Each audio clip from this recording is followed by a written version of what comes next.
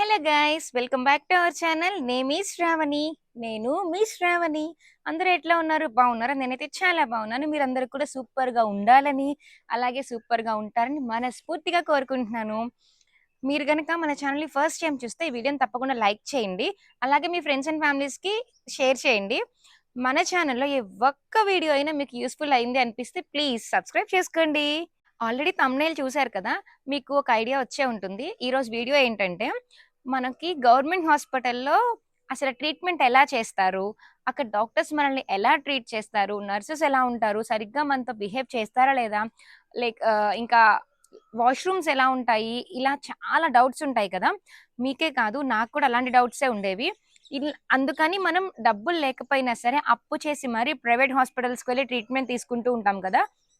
ఎవరి వరకు ఎందుకు, ఎగ్జాంపుల్ నేను 7th క్లాస్లో ఉన్నప్పుడు అనుకుంటా ఒక యాక్సిడెంట్ అయింది. ఎలాగంటే, రోజు ఈవినింగ్ రాగానే సైకిల్ తొక్కునేదాన్ని. అమ్మని సైకిల్ కొనమని అడిగితే, ఫస్ట్ నువ్వు పర్ఫెక్ట్గా నేర్చుకో, అప్పుడు సైకిల్ కొని పెడతానంది. సో ఈవినింగ్ స్కూల్ నుంచి రాగానే ఒక 1 hour పాటు సైకిల్ తొక్కునేదాన్ని. మా ఇంటి దగ్గర సైకిల్స్ రెంట్కి ఇచ్చేవాళ్ళు అనమాట. 1 hourకి 5 రూపీస్ ఛార్జ్ చేసేవాళ్ళు, రెంట్కి ఇచ్చేవాళ్ళు. ఇంకా సో నేను రోజు వెళ్ళి 5 రూపీస్ ఇచ్చి ఒక గంట 1 hour సైకిల్ తొక్కునేదాన్ని. అట్లా తొక్కుతూ ఉంటే ఒకరోజు సైకిల్కి చైన్ పడింది. ఇంకా పక్కన చెట్టు దగ్గర ఆపి నేను చైన్ పెట్టుకుంటున్నా. మా క్లాస్మేట్ ఒక అబ్బాయి ఆసిఫ్, నాకు పేరు కూడా బాగా గుర్తుండిపోయింది. తను ఏం చేశాడంటే, తను కూడా సైకిల్ తొక్కుంటున్నాడు. తను అటు నుంచి అట్లా వస్తున్నాడు, నేనేమో ఇక్కడుండి సైకిల్ తొక్కుంటున్నా, తను అట్లా వస్తున్నాడు. వచ్చి సరదాకి ఏం చేశాడు, నేను కూర్చొని పెడుతుంటే, చైన్ పెడుతుంటే వచ్చి నాకు డాష్ ఇచ్చాడనమాట. అంటే నేను తనకి ఎగ్జాక్ట్గా ఆపోజిట్లో ఉన్నా. సో ఫ్రంట్ టైర్కి ముందు ఒక ఐరన్ ప్లేట్ లా ఉంటది కదా, ఆ ప్లేట్ వచ్చి నాకు కరెక్ట్గా ఇక్కడ తగిలింది. తను వచ్చిన ఫోర్స్కి ఏమైందంటే, ఇక్కడ పన్ను ఊడిపోయింది అనమాట. ఊడి పడిపోయింది. సో బ్లడ్ కూడా వచ్చింది. నాకేమో అది చూసి ఏడుపు ఆగలేదు, బాగా ఏడ్చేస్తా. తనేమో భయపడి పారిపోయాడు అనమాట, సైకిల్ కూడా అక్కడే వదిలేసి. ఇంకా నా ఏడుపు చూసి పక్కనే తెలిసిన వాళ్ళు ఉంటే, వాళ్ళు ఇంకా నన్ను ఇంటికి తీసుకెళ్లారు. ఇంటికి తీసుకెళ్లేసరికి నన్ను అమ్మ చూసి, అమ్మో బ్లడ్ వస్తుంది, ఎట్లాగా పన్ను ఊడిపోయిందని చెప్పి కంగారు పడిపోయి, డబ్బులు లేకపోయినా సరే అప్పు చేసి మరి నన్ను శ్రీధర్ ఇంటర్నేషనల్ హాస్పిటల్కి తీసుకెళ్లారు. అది చాలా ఫేమస్ అనమాట హాస్పిటల్ విజయవాడలో. సో అక్కడికి తీసుకెళ్లారు. చూసారా, గవర్నమెంట్ హాస్పిటల్ ఎట్లా ట్రీట్ చేస్తారన్న భయంతో అక్కడికి తీసుకెళ్లారు. సో ఇలానే చాలా మందికి డౌట్స్ ఉంటాయి కదా. అవన్నీ నేను మీకు ఈ వీడియోలో క్లారిటీ ఇచ్చేస్తాను అనమాట. నాకు కొన్ని రోజుల క్రితం ఇక్కడ లెఫ్ట్ సైడ్ అప్పర్ కార్నర్ లో నొప్పి వస్తుంది. ఏంటంటే, ఈవినింగ్ టైంలో నొప్పి వస్తుంది, మార్నింగ్ టైం అసలు నొప్పి రావట్లేదు. అది కూడా లైట్ గా వస్తుంది. 3 days వచ్చింది కంటిన్యూస్ గా. ఇంకా సరే కదా అని చెప్పి నేను వెళ్ళి మెడికల్ షాప్కి వెళ్ళి నేను మెడిసిన్ తీసుకున్నాను. వాళ్ళు ఒక 2 daysకి ఇచ్చారు, ఇవి కంటిన్యూ చేయండి, అది 2 days యూస్ చేయండి, మీకు గనక నొప్పి తగ్గకపోతే మీరు ఇంకా ఖచ్చితంగా హాస్పిటల్కి వెళ్ళాల్సిందే అని చెప్పారు. ఇంకా 2 days యూస్ చేశాను, అయినా కూడా నాకు తగ్గలేదు. అంటే ఆ 2 days తగ్గింది మెడిసిన్ వేసుకున్నాక, మళ్ళీ సేమ్ అట్లానే సెన్సేషన్ ఉంది. పెయిన్ అయితే ఎక్కువ లేదు, జస్ట్ సెన్సేషన్ మాత్రం ఉంది. ఇంకా సరే నేను ఏం చేశాను, హాస్పిటల్కి వెళ్ళాలని ఫిక్స్ అయ్యా అనమాట. ఇప్పుడు నా దగ్గర నాకు 2 డౌట్స్ అనమాట. గవర్నమెంట్ హాస్పిటల్కి వెళ్ళాలా, ప్రైవేట్ హాస్పిటల్కి వెళ్ళాలా?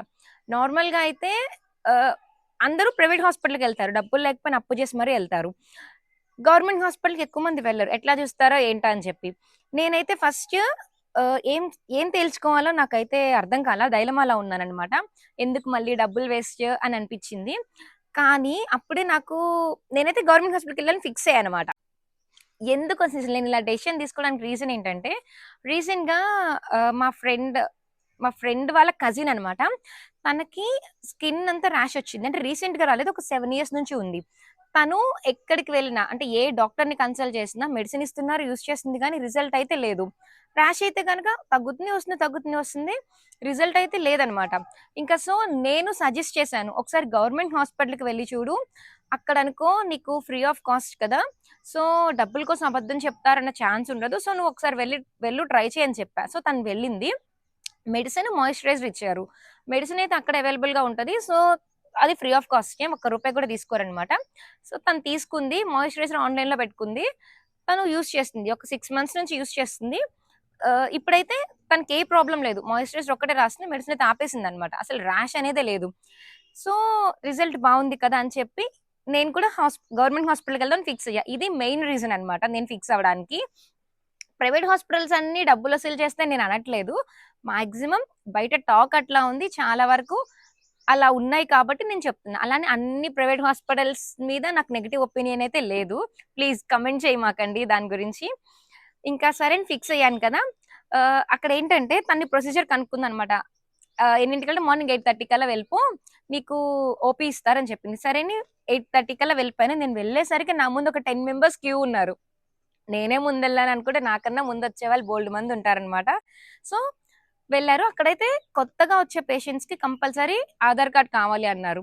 ఇంకా నా దగ్గరైతే అదృష్టం కొద్దీ ఉంది. అంటే నేను Aadhaar, driving licence, PAN card, voter card ఇవన్నీ కూడా డూప్లికేట్ చేయించేసి ఒక చిన్న వాలెట్‌లో పెట్టుకొని నేను నా హ్యాండ్ బ్యాగ్‌లో పెట్టేసుకున్నా. ఎప్పుడైనా ఎమర్జెన్సీ అయితే యూజ్ అయిద్ది కదా అని. అదే ఇప్పుడు నాకు హెల్ప్ అయింది. మీరు కూడా ఇట్లానే చేసి పెట్టుకోండి. ఎమర్జెన్సీ అప్పుడు యూజ్ అయిద్ది. ఇంకా ఆధార్ కార్డ్ ఉంది హమ్మయ్య! అనుకున్నా. సో, ఆధార్ కార్డ్ ఇస్తే వాళ్ళు మన నేము, అలానే ఏజ్ 2 కూడా నోట్ చేసుకుంటారనమాట. నోట్ చేసుకొని ఒక ప్రింట్ ఔట్ తీసి ఇస్తారు. మనల్ని రూమ్ నంబర్ 1కి వెళ్ళమని చెప్తారు. రూమ్ నంబర్ 1 ఏంటంటే ఓపీ రాయించుకున్న వాళ్ళని పంపిస్తారు. ఓపీ అంటే ఔట్ పేషెంట్ అనమాట. ఫస్ట్ టైం వెళ్ళాం కాబట్టి రూమ్ నంబర్ 1కి పంపిస్తారు. అక్కడ ఒక 5 మినిట్స్ వెయిట్ చేశాక లోపల ఒక 4, 5 డాక్టర్స్ ఉంటారనమాట. డాక్టర్స్ పక్కన ఫైనల్ ఇయర్ స్టూడెంట్స్ కూడా ఉంటారు. అంటే వాళ్ళకి అసిస్టెంట్స్‌గా అనమాట. మరి ఇంకా వాళ్ళు ప్రాక్టీస్ చేయాలి కదా! సో, అది. అందుకని వాళ్ళు కూడా ఉంటారనమాట. సో, వెళ్తే నాకిలా పెయినొస్తుందండి పిప్పండి అనుకుంటా అని అన్నాను. అయితే వాళ్ళది చూసి ఇంకా ఏమన్నా ఓరల్ ఇష్యూస్ ఏమైనా ఉన్నాయేమో అని మొత్తం చెక్ చేసి, ఆ పేపర్ మీద మొత్తం రాసి రూమ్ నంబర్ 3కి వెళ్ళండి అని చెప్పారు. సో, నేనింకా రూమ్ నంబర్ 3కి వెళ్ళాను. అక్కడ ఒక 5 మినిట్స్ అలా వెయిట్ చేశానంతే. 5 మినిట్స్ వెయిట్ చేశాక వాళ్ళు పిలిచారనమాట. లోపలికి వెళ్తే వాళ్ళు విజ్డమ్ టీత్ అండి. ఇది జ్ఞానదంతం అన్నారు. నేనింకా అమ్మో! పిప్పందేమో అప్పుడే వచ్చేసిందా అనుకున్నా. విజ్డమ్ టీత్ అనేసరికి హమ్మయ్య! అనుకున్నా. అది ఎట్లా పడితే అట్లా పెరిగిద్దంట. సో, మీరు దాన్ని ఎక్స్ట్రాక్ట్ చేయించేసుకోవాలి అన్నారు. అంటే తీసేయాలి అని చెప్పారు. అమ్మో! పన్ను పీకించుకోవాలా? నొప్పొస్తది అది ఇది అనుకున్నా. ఎందుకంటే నేను ఆల్రెడీ ఇక్కడ ట్రీట్మెంట్ తీసుకున్నాను కదా! సో, నాకు ఆ పెయిన్ ఎట్లా ఉంటదో తెలుసు. పైగా సెన్సిటివ్ ప్లేస్ కదా! చిగుర్లకి ఇంజెక్షన్ ఇవ్వడం అదంతా నాకు తెలుసు కాబట్టి మళ్ళీ తీయించుకోవాలా అనుకున్నా. సో, ఇంకా వాళ్ళేమో ఇలా 3 డేస్‌కి మెడిసిన్ ఇచ్చి 3 డేస్ తర్వాత రమ్మన్నారు. ఇంకా అక్కడి నుంచి వచ్చేసాననమాట. అక్కడే మెడికల్ షాప్ కూడా ఉంటది లోపలే ఒక కార్నర్‌లో. సో, అక్కడ ఇస్తే మెడిసిన్ ఇచ్చారు. అది కూడా ఫ్రీ ఆఫ్ కాస్ట్. ఒక్క రూపాయి కూడా తీసుకోలేదు.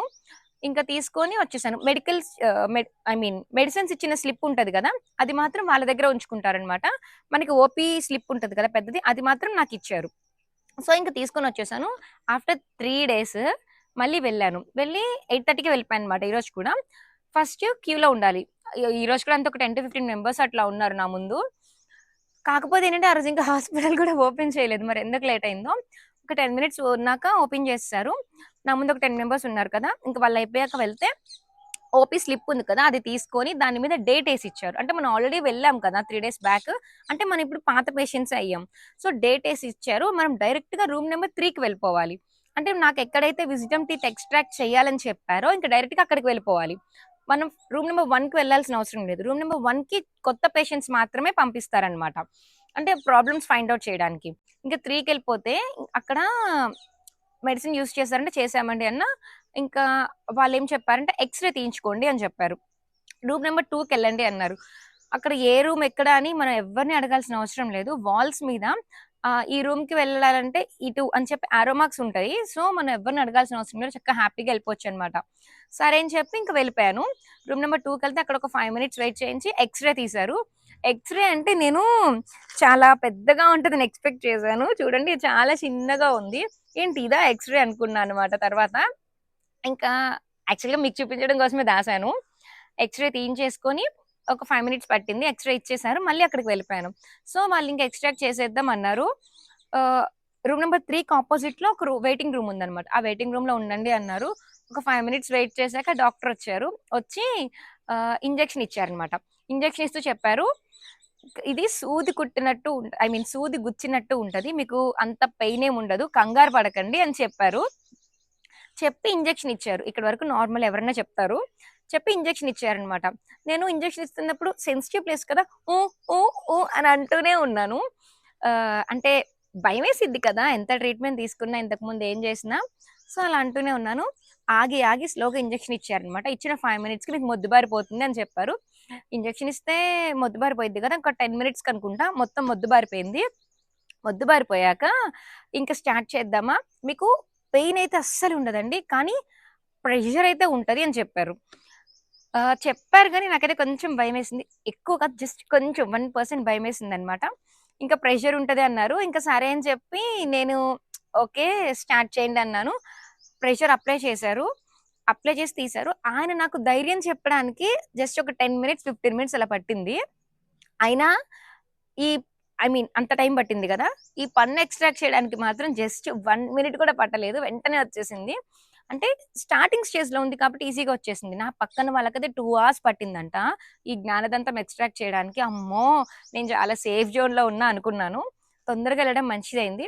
దీన్ని బట్టి ఏమర్థమైందంటే, మనకేదైనా పెయిన్ గాని, ఏదన్నా వస్తున్నప్పుడు స్టార్టింగ్ స్టేజ్‌లోనే డాక్టర్‌ని కన్సల్ట్ చేయాలి. లేకపోతే చాలా సివియర్ అయిద్ది అని అర్థమైందనమాట. ఇంకా సో, అలా తీసేశారు. చూపించారనమాట తీసాక కూడా. ఇదిగోండి ఇదే మీ టూత్ అని. అనుకున్నాను. ఇంతుంది టూత్ అయితే.